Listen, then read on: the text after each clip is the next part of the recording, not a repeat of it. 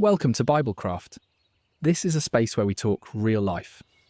No sugarcoating, no playing church games. Just honest conversation about what we believe, why it matters, and what it actually costs to stand on something in a world that keeps moving the line. If you're new here, make sure to like, subscribe, and turn on notifications. Not just because it helps the channel, but because this isn't just content. It's community. We're building something deeper here. So let me tell you a story. Something that happened recently that's been stuck in my head ever since. One of my close friends is getting married. Church wedding, classic ceremony, vows in front of family, beautiful venue. The whole nine. He wants it to be meaningful, sacred. So far, so good. Then a few weeks later, we're hanging out and he starts telling me about the bachelor party plans. And I kid you not, his eyes light up like a kid on Christmas. He goes, "Bro, we're getting a party bus, strippers, wild night, like top tier girls, not no busted ones either." I told my best man, don't get me any of that budget trash. I want the kind of hot that makes you question your life. I'm just sitting there trying to process the words coming out of his mouth, because 2 breaths ago, this dude was talking about God blessing his marriage. Now he's hyped to spend his final night of freedom grinding on women he wouldn't want his future wife to even know existed. And I didn't even come at him religious. I just asked him straight up, "Yo, which version of life are you trying to live here? The one where you ask for God's blessing? Or the one where you're out here trying to act like you're still single in a rap video?" And you know what he said? He laughed, shrugged, said, "It's just tradition, bro. Everyone does it. It's just for fun. It doesn't mean anything." But here's what stuck with me. We all say stuff doesn't mean anything, when we don't want to admit that it actually might. We downplay the parts we don't want to deal with. We compartmentalise. Holy in one room, hedonist in the other, church on Sunday, chaos on Saturday. And I realise it's not just him, it's all of us. We want the good parts of the life we say we believe in, but we don't want to let go of the stuff that gets in the way. That moment really hit me. And that's what this video's about. Not judging anybody, not pretending I'm perfect, but asking the real question. Are we actually living out what we say we believe? Or are we just picking the parts that feel good and skipping the parts that require change? Like a faith buffet. Let's talk about it. So after that convo with my friend, I couldn't stop thinking about it.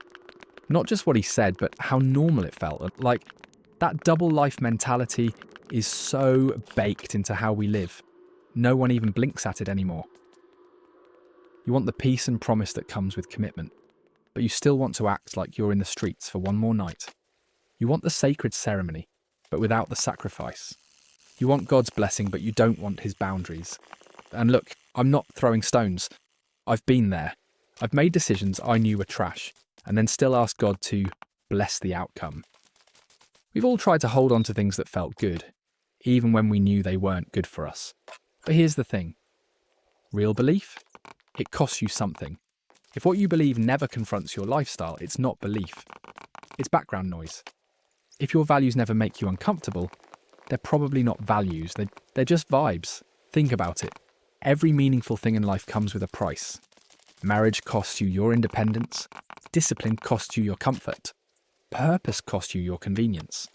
So why do we think faith should be free? Why do we think we can carry conviction with one hand and compromise in the other and expect to move forward?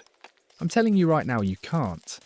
You're either building something solid or you're just stacking sand and hoping the storm never comes.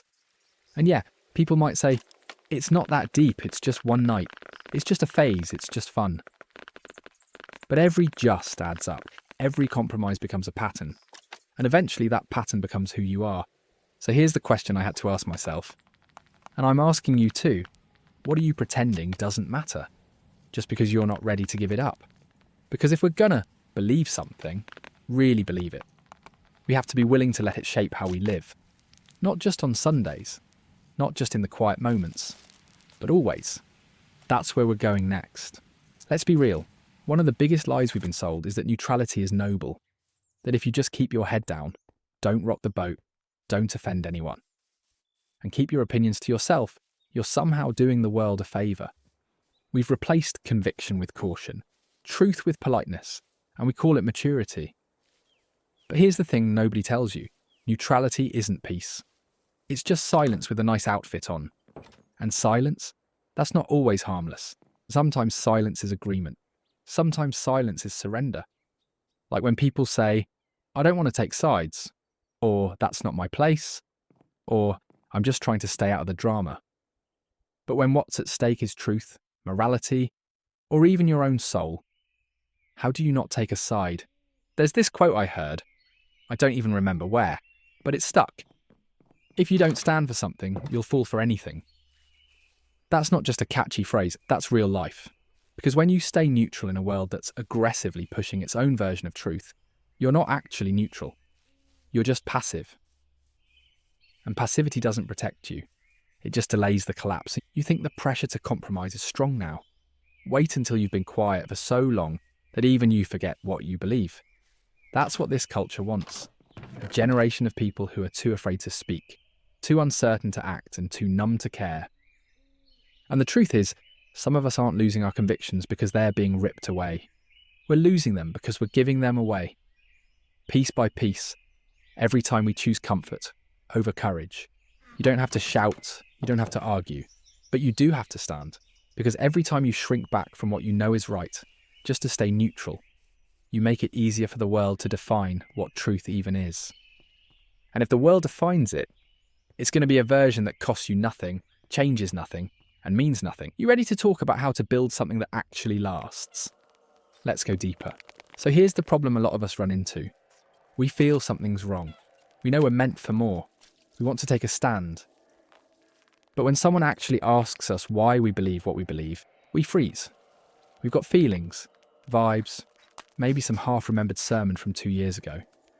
But when it comes to real answers, solid ground, a lot of us don't have it. And I'm not saying that to shame anybody.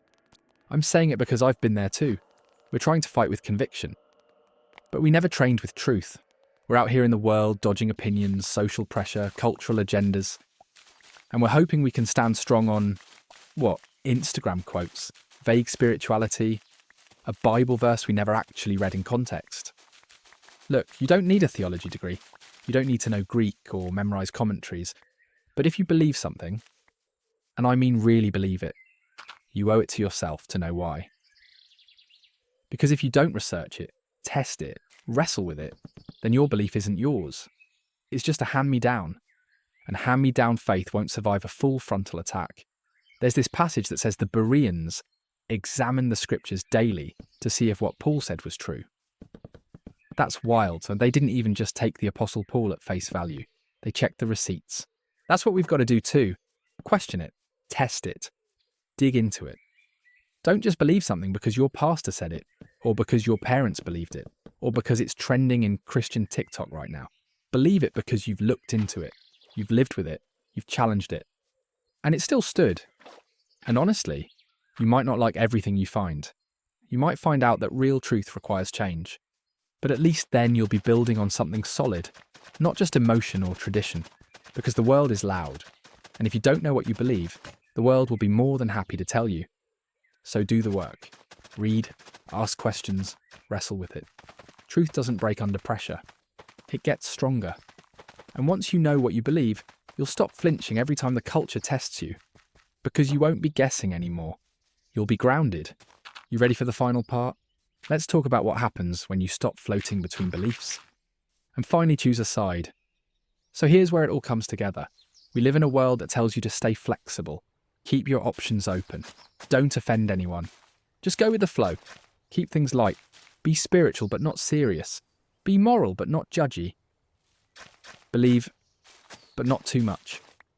But I need you to hear this. If you don't choose what you stand for, the world will choose for you.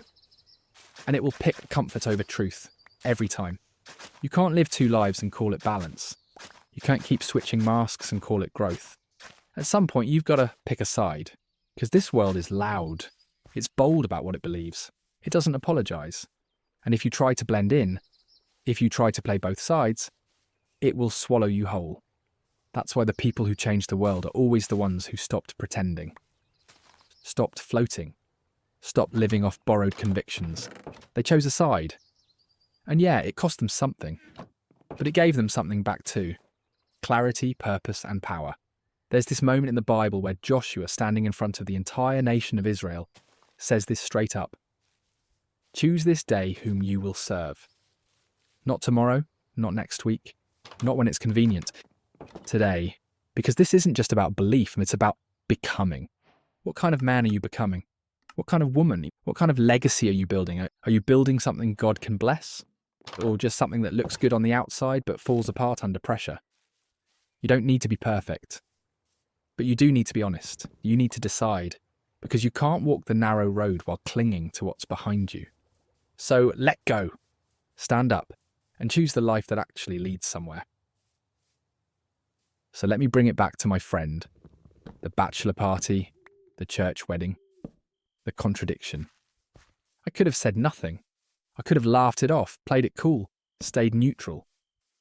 Not my wedding, not my problem, right? But something in me said, nah, that's not it. That's not who I'm trying to be. Because if I really believe what I say I believe, then it's literally my duty to plant that seed.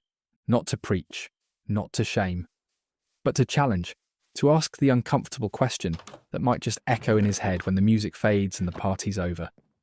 Because that's what real love does. It doesn't stay silent when someone's about to walk off a cliff. It speaks up. It shows up. It calls people higher, even if they're not ready to hear it. That's what I'm doing right now. For you. You might not agree with everything I said.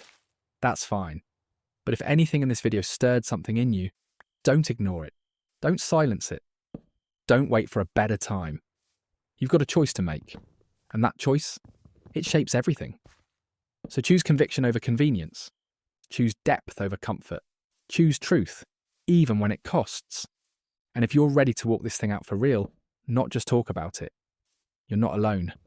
Like, subscribe, turn on notifications, and drop a comment below. What belief are you standing on right now? Even when it's hard.